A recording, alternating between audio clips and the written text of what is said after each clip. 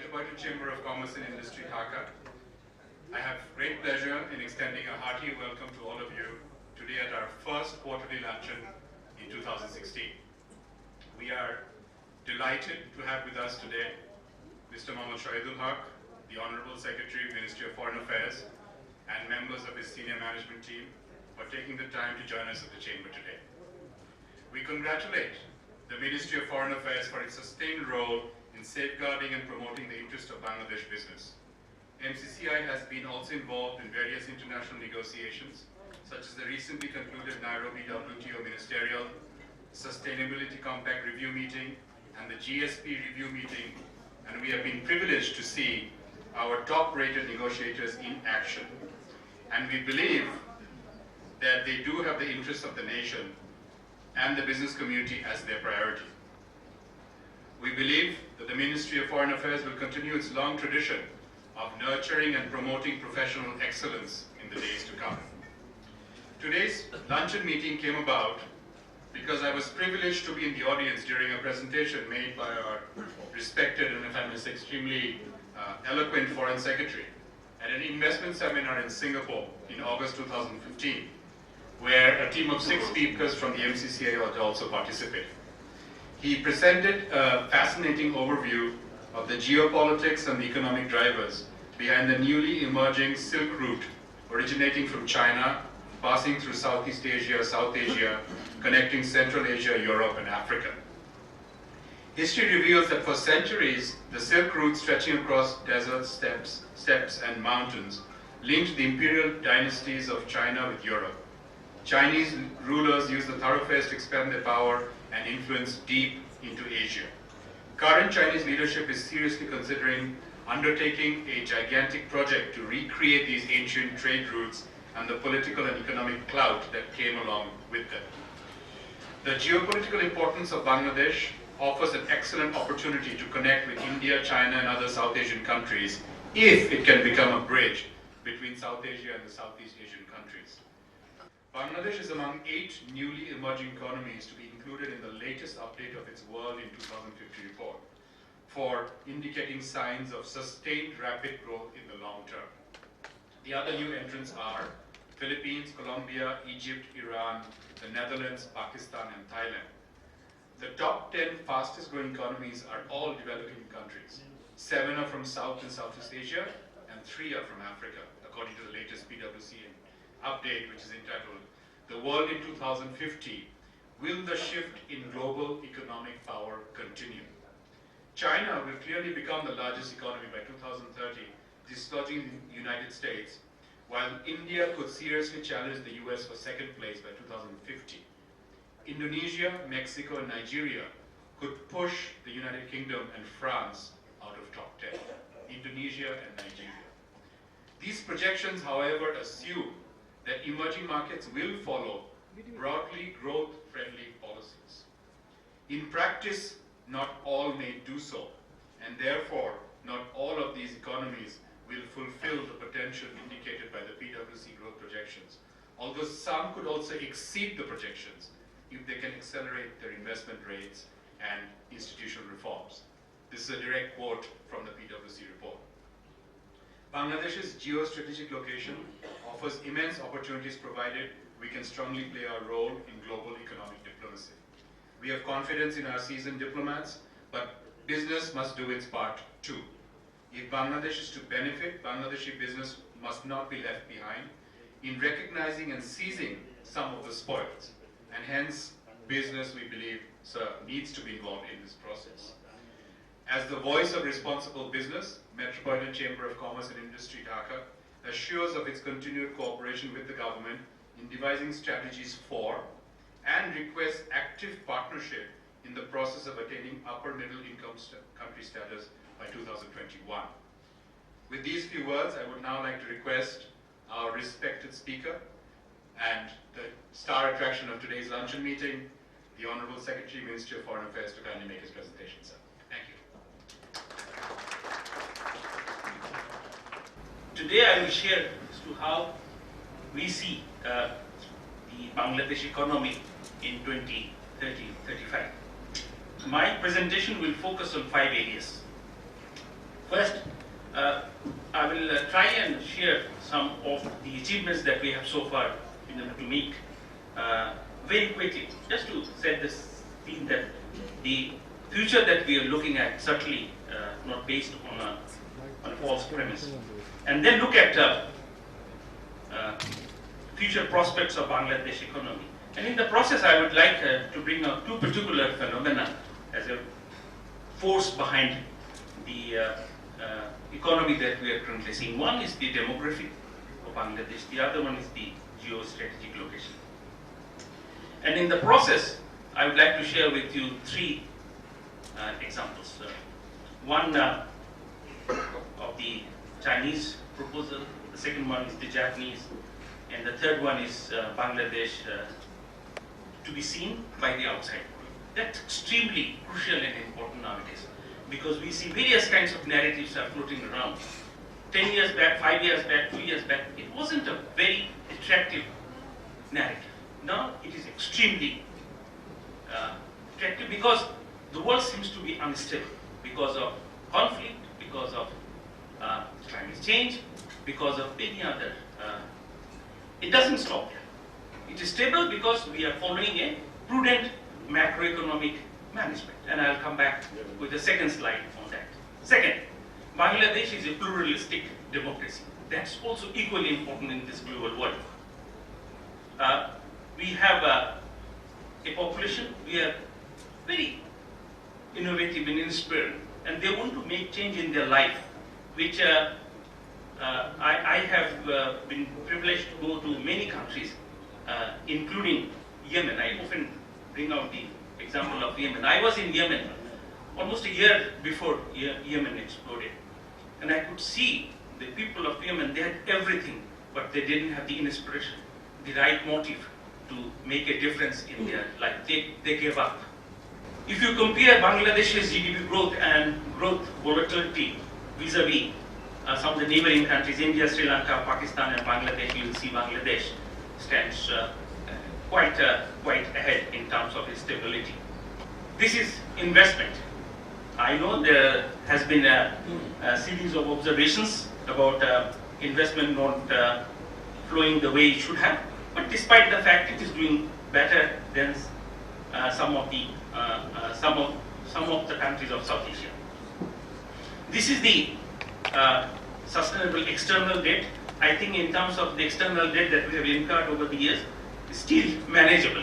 And there is a debate currently going on in the government as to whether we should have borrowed little more from the market than we have in the past, and should the borrowing should go up, because looking at the GDP and loan ratio, we still possibly could bring in little more investment into the country, but this is still in the process of thinking. Relatively open and relatively integrated into the market, global market. Now, with this, I end in terms of achievement, which I ran through quickly because all of you are exposed to it. But the important thing is how the world and us looking at Bangladesh economy in 2030, 35, and beyond in 2030. In terms of a price level, it's quite stable. Interest and foreign currency that I've already mentioned, 3.5, which is very encouraging. Now remittance, which is another important element of our economy, will continue to rise, and it will go to 44 billion in 2034. So that's a huge strength in terms of our economy. The global export will go up, import will also go. FDI will also making a good progress. Found out is the whole issue of female participation in the workforce. Recently, there's a World Bank study which suggested that if the women workforce is rightly and correctly and appropriately integrated in the economy, that economy will have 2 to 3% GDP growth without having anything extra or additional inputs. So in that, we are making a good progress. In fact, the World Bank President has mentioned Bangladesh as one of the good examples.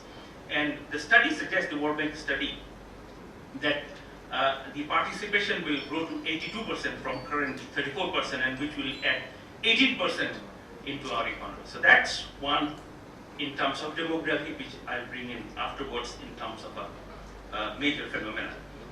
Also, the middle and affluent class population will increase from 7 to 17%. So we'll have a consumer much larger than currently we have, and that's where our strength is. It's not only the export, but also the local consumption, which will increase and will add value to the economy. Almost impossible to connect South Asia with Southeast Asia bypassing Bangladesh.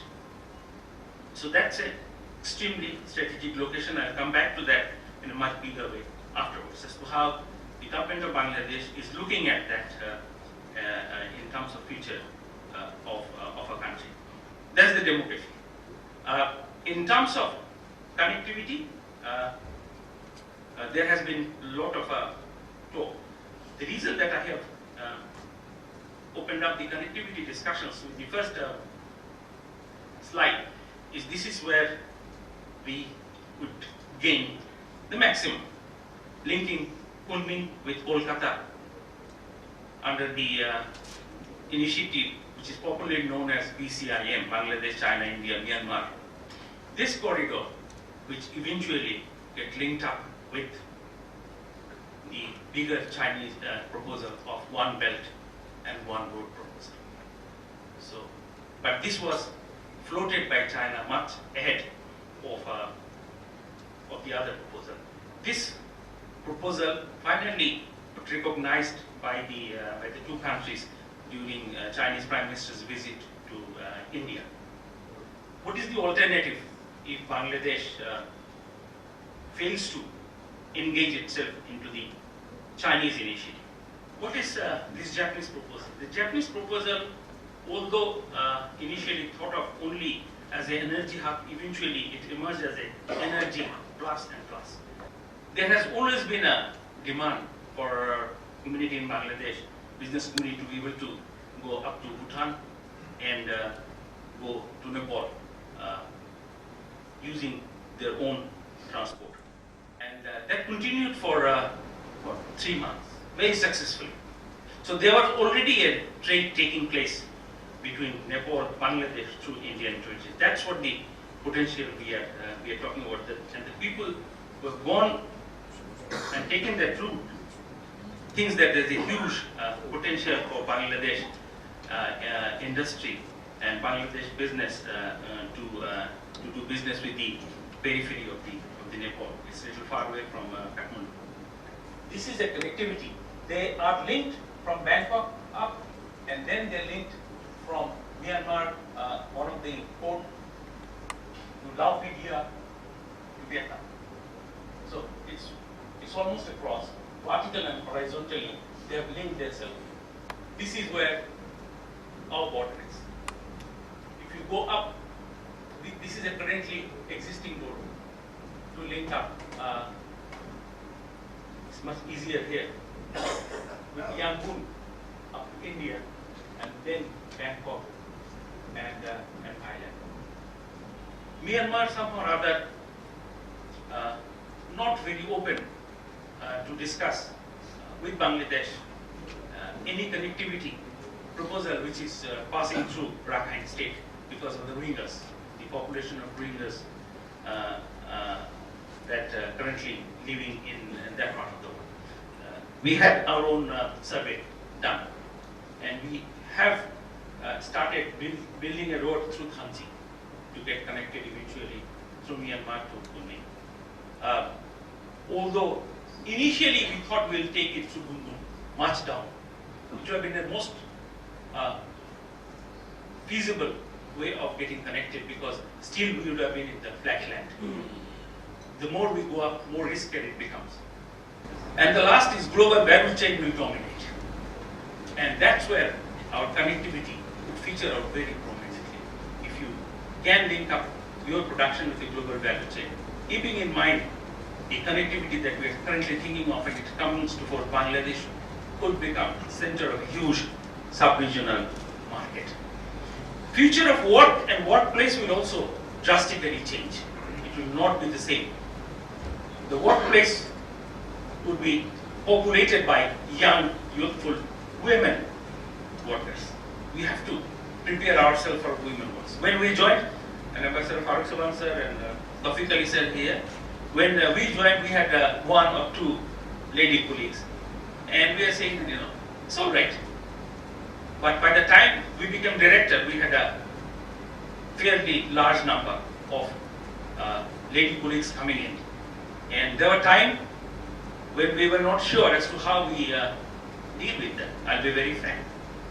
Now, attitude towards work will also radically change. It has already started changing, and sorry to bring in the whole issue of ethical standards time and again, but if you look around, you'll see that's coming in from everywhere, from OECD, from G20, from ILO, everywhere that is coming in. Informal economy will gradually shrink and replaced by more structured economy. Responsible business. I think GSP and some of the other will continue to remain us because that's part of the global politics that we do. I've come to almost to the end. I think the way forward is get more connected and integrated into the regional and global places platform. It is time that we go out and get ourselves linked with industries and economies of the region, global. Have to have an interface between business and politics. I'm talking about international politics. Currently, we are talking to the North-South University in terms of setting a certificate course for executives called International Politics and Business. Much more, not a regular course, but which would help us to understand how politics impacting business and vice versa. With this, I know it's been a little longer than I expected, but I wanted to go slow. I have left a number of markers in my presentation with the hope there will be questions, and I'll be very happy to answer. Thank you very much. Or taken an aggressive posture. So that's one. Number 2, we said we will not call this doing us openly. I will not question whether it is the right policy or wrong policy. It looks like the Myanmar sometimes takes us for granted that Bangladesh will continue to remain nice to them, and we will continue to do things that we do by forcing bring us out of Bangladesh, out of Myanmar into Bangladesh. Currently, we are having 500,000 of them. Out of these 3, we have, after hard negotiation, got cleared 1, which is Border Liaison Office, which would hopefully come into operation soon. And also, last week we got a semi-approval. I hate to use the word approval, but that's what it is, because it comes from the president of Myanmar. Nothing happens except without his consent. So that's what the psychology is. So it's very difficult as a nation to deal with. Number 1. Number 2 is they have many friends now. They have more friends they could ever thought of. In 2014, we were in Rakhine, in Nepito, and we saw 500 European investors flooded the city, which is normally almost peopleless. And they were all going all to the ministries, finding out opportunities for businessmen. In these circumstances, how do you negotiate? They have much stronger leverage than we have currently. So, but we're still continuing. We hope that with the change of government, things will improve. Our Prime Minister has already talked to the new leader, Aung San Suu Kyi. She has been briefed by our ambassador, Sufi Rahman, about the relationship as well as the problems that we have. Also with his other colleagues. So we have intensified our efforts to make the new government right from the day one realize that they need to make some changes in the relationship with Bangladesh. On the Rohingya issues, though we have disconnected Rohingya issues from our normal relationship formally with them, we have also lately found out that Myanmar government has launched a strong campaign globally, saying that the 500,000 people that's there in Bangladesh and the 1.2 million Rohingyas that in Myanmar currently, they are all Bangladeshi. To our utter surprise. So we had to do something, and we have taken this up very strongly with the Myanmar government. At the same time, we have also done a study, preparing a paper showing why and how these people are not Bangladeshi, and when and how they ended up there, giving a documentary evidence, and we are sharing that with some of our friends. So today or tomorrow, the Myanmar government will find it out, and our answer is very simple: that it was Myanmar which took the path. So we had to tell the truth. Once we have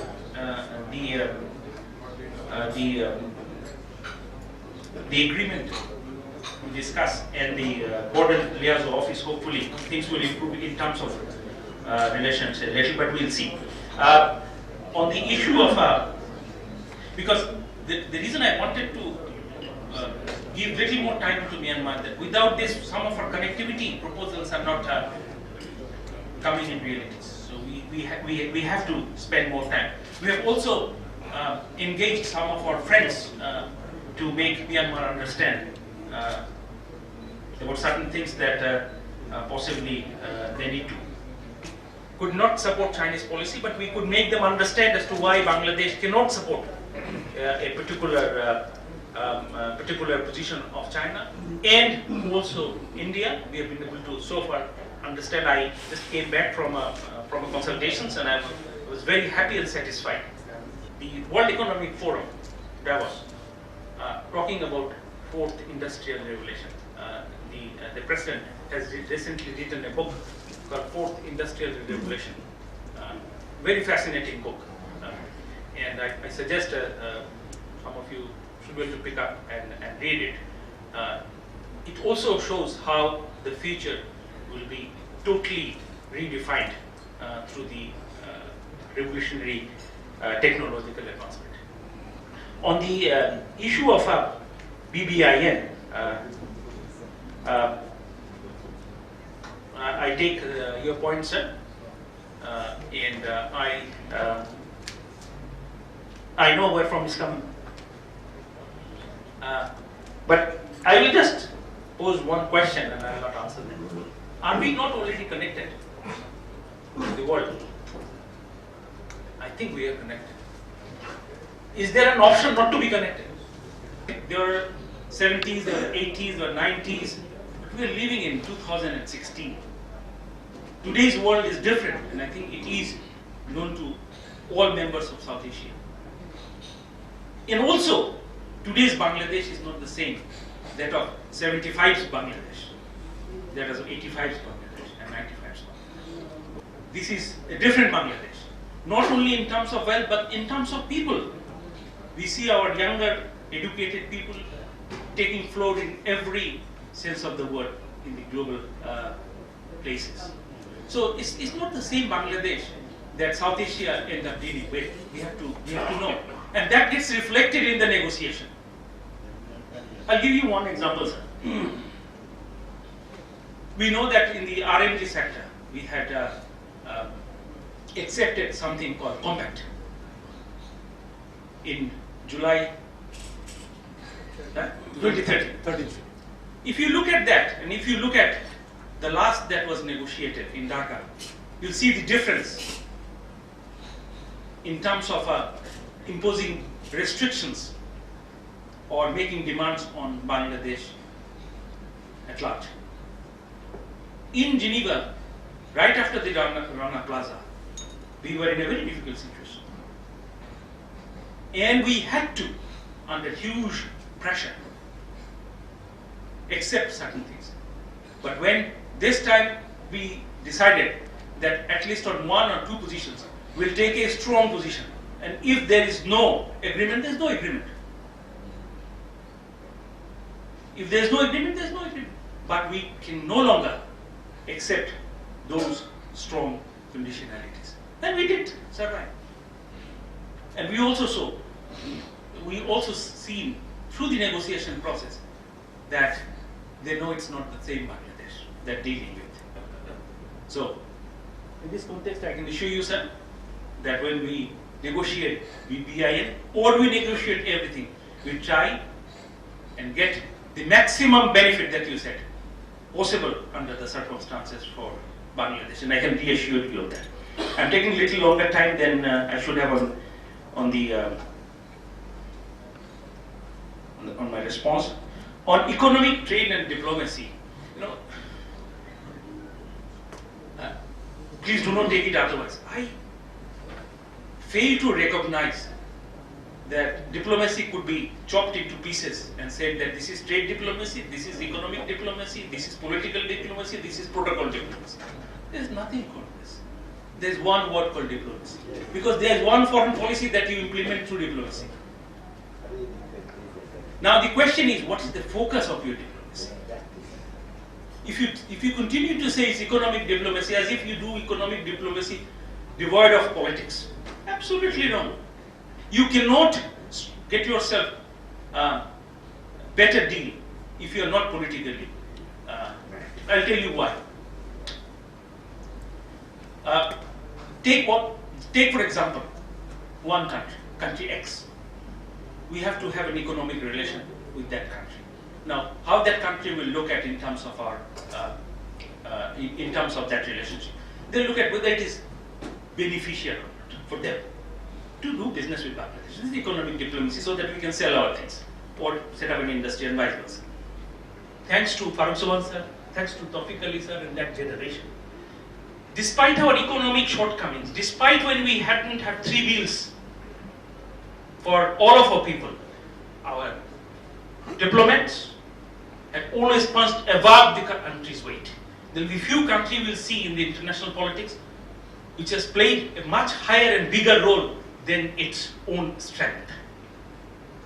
We are trying to keep that tradition up. Now, what is the benefit? If you punch above the weight in politics, you gain in other negotiation, and that's what exactly we are reaping now in terms of economic benefit. The focus continues to remain making Bangladesh a stronger country, whether it is through politics, through economics, through business, through trade, anything you talk about, through migration, diaspora, huge strength for Bangladesh foreign policy. There are missions probably more active in that. There are missions less active in that area that you pointed out. But I can assure you, for governments, it is continued to remain strong focus on economy, trade, and on labor mobility. 3 things. Let me add that. How do you make a middle class larger? The answer lies with you. Create more opportunities, bring in some kind of equality in distribution. Inequality is a big issue globally, as you know. Inequality in income, not only within the states, but among the states. And that's why we need, if you want to make your middle class bigger, naturally we have to create more job opportunities and at the same time, little more distribution, wealth. That will lift some people up in the ladder. I'm coming to an end, it seems. On the Matarbari project, in the assessment, we have taken that into consideration, the environmental issues. And we think that given the current the climatic condition of Bay of Bengal and the sea level rise trend that we are seeing, we would be able to successfully run Matarbari as a project, as a comprehensive compound project, including the power plant. Solar energy, definitely. In fact, there's already a project which is looking at the wind. So for the first time, we will have a collaboration with the Netherlands in terms of assessing whether the wind energy system could be viable in Bangladesh in terms of its cost effective. Solar has always been a priority of the government of Bangladesh in that. So Matarbari deep sea project, we haven't as yet decided on that. The government hasn't decided on that, but it looks like that it has the potential, given the initial assessment that we are getting on Pyra and Sonabia. I think I have covered. I've taken a little longer than I should have, but I thought I should explain myself. Thank you.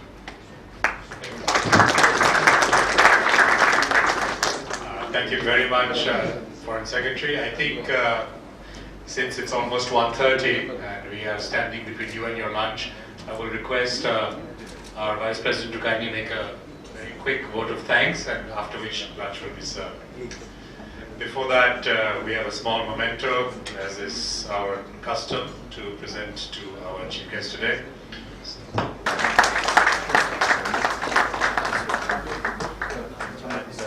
A book on the chamber history. Sir, wooden cover, sir. That's the Environmentally friendly. It's called Climate Ground Zero. This is a kind of a book of pictures tracking a particular part of Bangladesh in terms of sea level rise and population displacement, which is my hobby. So the pictures are not taken by me.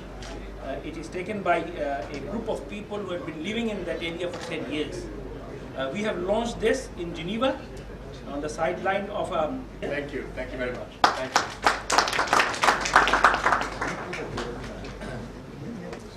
Mr. Shahidul Haque, as our first speaker in 2016, he is not just academically overqualified with double first, twice, that is first class first in masters and first class first in honors from Dhaka University.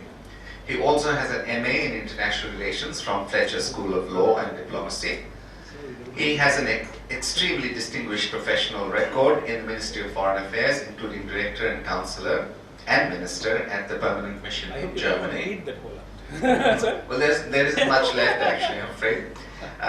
From 2001 to 2012, he served the International Office of Migration, IOM, on leave from the government of Bangladesh in various countries, including the headquarters. He won the IOM DG Award in 2005 and served as director of IOM from 2012. Sorry, is it 2010 to 2012? 2010 to 2012.